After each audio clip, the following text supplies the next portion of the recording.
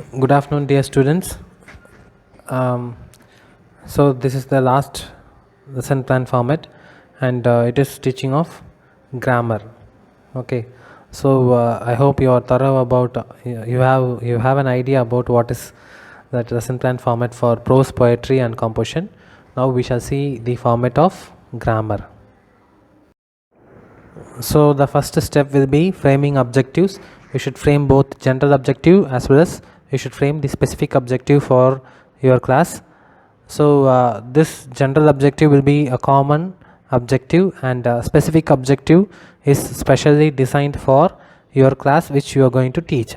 Okay, so today in this class I am going to teach about for example, I am going to teach about different kinds of sentences in English grammar. Kinds of sentences, that is simple sentence, sorry, that is assertive, interrogative, declarative, imperative, exclamatory. So that is the class which I am going to teach. So for this I can frame general objective like develop the 4 language skills, learn grammar inductively, focus the use of grammar in language, integrate learning of grammar with 4 language skills, consolidate the grammatical structures learned before. So these are the general objective which can be used for all the grammar topics. And when it comes to specific objective, I have chosen identify the kinds of sentences, recognize sentences in different form, differentiate the 4 kinds of sentences, frame sentences using the grammatical item, make use of sentences in real life situation. So these specific objective is specially designed for kinds of sentences. So this if you are achieving this objective, your students will be good in the area of kinds of sentences. Okay, so these are the general and specific objectives. General objective is common, specific objective is a special one which is designed for the class which you are going to teach.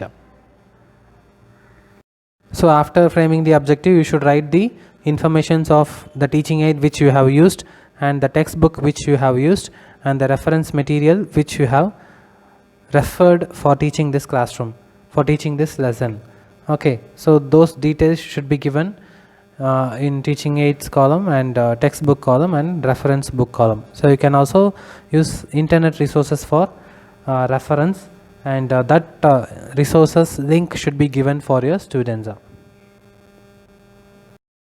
So as usual, we have the motivation as the first step in writing the lesson plan.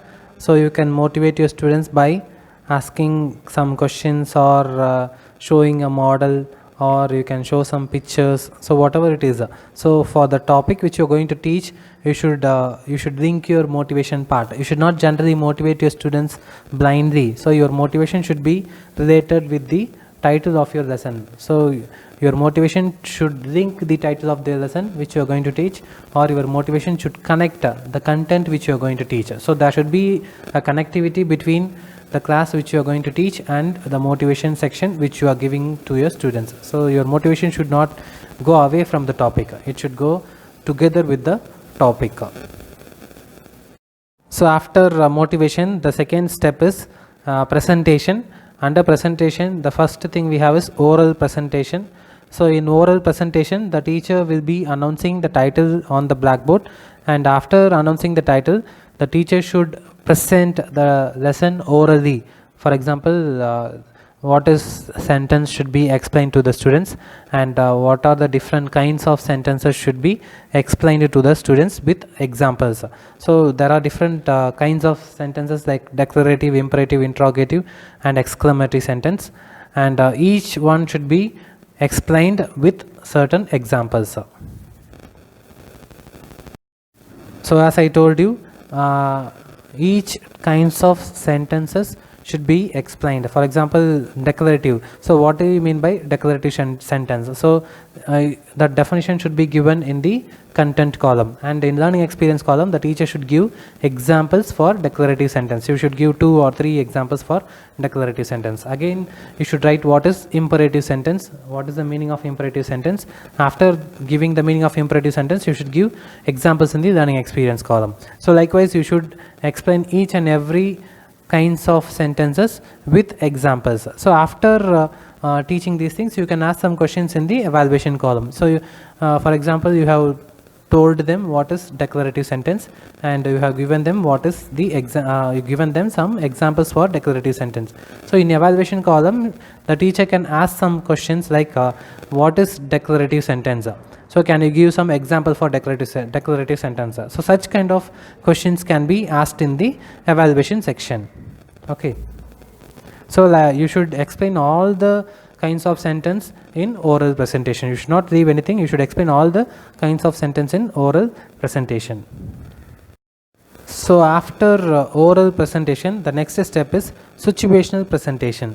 So what I mean by situational presentation? So situational presentation means the teacher should create interesting situation inside the classroom which is related to the topic which you are teaching. So after oral presentation, the teacher should create some situations, and through those situations you should make your students to learn and understand it.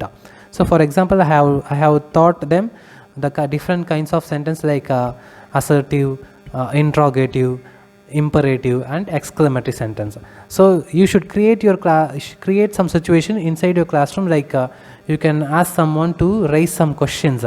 So after raising some questions, you can ask what kind of sentence is it. So they will be telling it is an interrogative sentence.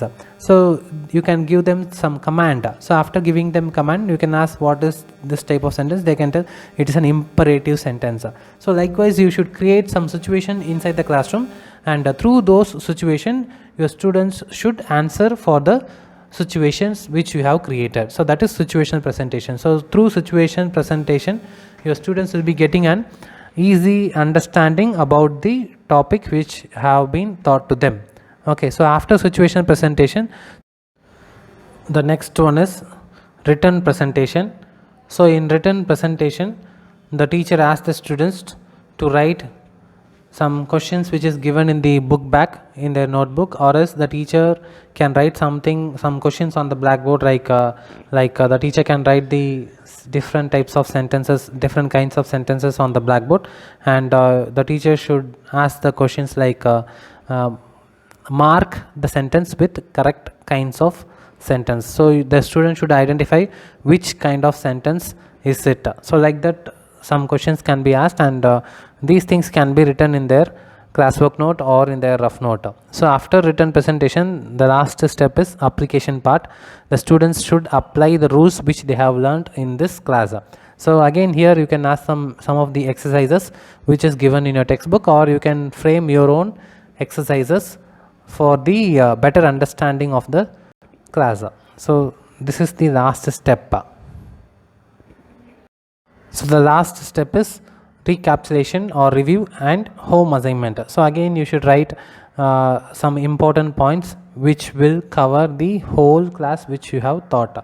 So that 45 minutes class should be briefed in 2 or 3 sentences in the review part. So after that you should have some home assignments. So again, that can be some of the exercises which is given, okay, which is given in your textbook. So you can ask some questions which is given in your textbook like homework, and you can make them to write it and submit it to you tomorrow in the next class. Okay, so with this all the lesson plan format has been introduced to you, and so if you are having any doubt, we can have a kind of Google Meet in the upcoming days, so that you can get better understanding. Okay, so if you are having any doubt, you can raise your questions.